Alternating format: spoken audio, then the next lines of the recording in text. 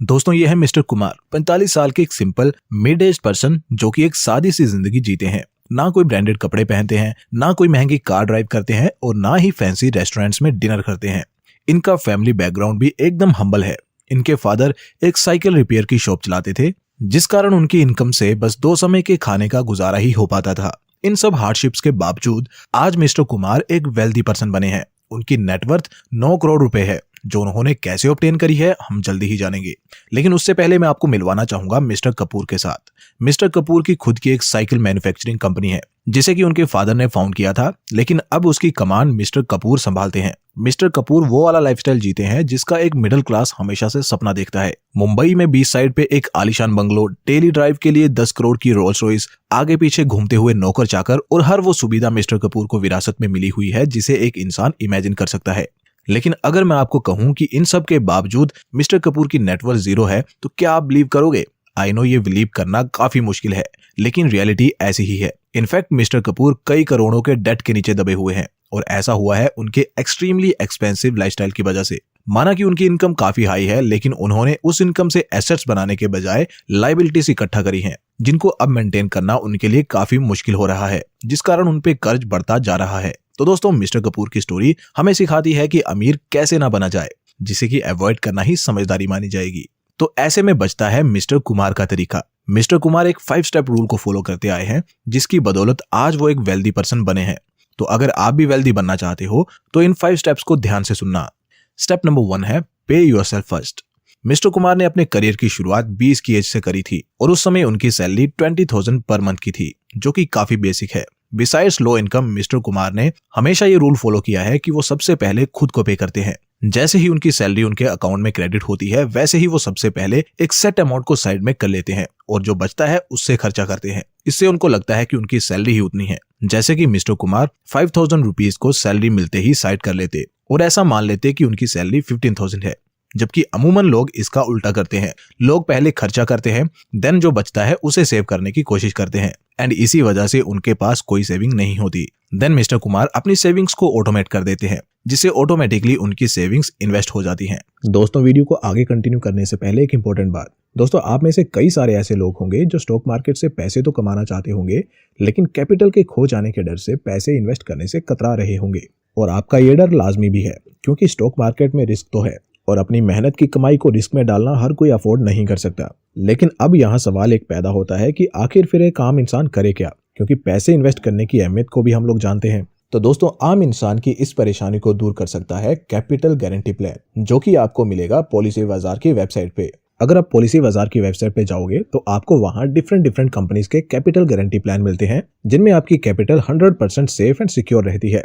यहाँ पे बेसिकली क्या फायदे हैं इसके, वो मैं आपको बताता हूँ। बेसिकली ये कॉम्बिनेशन है इन्वेस्टमेंट और इंश्योरेंस का, यानी कि दोनों का फायदा आपको इसमें मिलता है। जो आपका प्रीमियम होता है उसे इन्वेस्ट किया जाता है कैपिटल मार्केट में, लेकिन 0 रिस्क के साथ, क्योंकि मैच्योरिटी पे आपका जो भी इन्वेस्टेड प्रीमियम होगा वो आपको वापस हर हाल में मिल ही जाएगा। लेकिन साथ ही आप मार्केट लिंक्ड रिटर्न्स भी कमाओगे। आपको एफडी और म्यूचुअल फंड से बेटर रिटर्न्स मिलेंगे और साथ ही टैक्स बेनिफिट्स मिलेंगे अलग से under section 80C।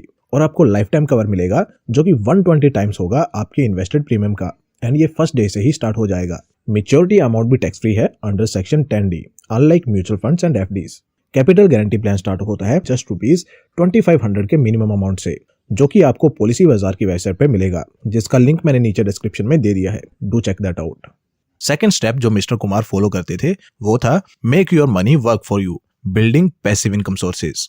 Mister Kumar एक वाइज पर्सन थे और लाइफ एक्सपीरियंसेस से इतना तो समझ चुके थे कि जिंदगी भर काम करते रहना या ज्यादा पैसे कमाने के लिए ज्यादा मेहनत करना शॉर्ट टर्म में इफेक्टिव हो सकता है, लेकिन लॉन्ग टर्म के लिए ये एक अच्छा प्लान नहीं है। जब हम जवान होते हैं तब हम हार्ड वर्क करके पैसे कमा सकते हैं, लेकिन जैसे जैसे हमारी एज बढ़ती जाएगी हम उतनी मेहनत नहीं कर पाएंगे एंड thus हमें यंग एज में ही पैसिव इनकम सोर्सेज के लिए प्लान करना होगा। इसलिए मिस्टर कुमार ने यंग एज में ही एसेट्स बनाने चालू कर दिए थे, ऐसे एसेट्स जो उन्हें पे कर सके। उन्होंने कुछ सिंपल एसेट्स रेडी किए, जैसे कि अपने अपार्टमेंट का कुछ स्पेस रेंट के लिए देना, कार रेंट पे देना, अपने दोस्तों के साथ पार्टनरशिप में लोकल लेवल पे बिजनेस खोलना, जैसे कि कोई छोटी किराना शॉप एटसेट्रा। जैसे मल्टीपल एसेट्स मिस्टर कुमार ने बनाए। उनके पास जो भी लिमिटेड रिसोर्सेज थे उनका इस्तेमाल उन्होंने एसेट्स बनाने में किया, जिससे उनको एडिशनल इनकम होने लगी और उनकी टोटल इनकम बढ़ने लगी। देन इतना सब करने के बाद उन्होंने नेक्स्ट स्टेप की तरफ मूव किया, जो कि था इन्वेस्टिंग इन इंडेक्स फंड्स और इक्विटी बेस्ड म्यूचुअल फंड्स।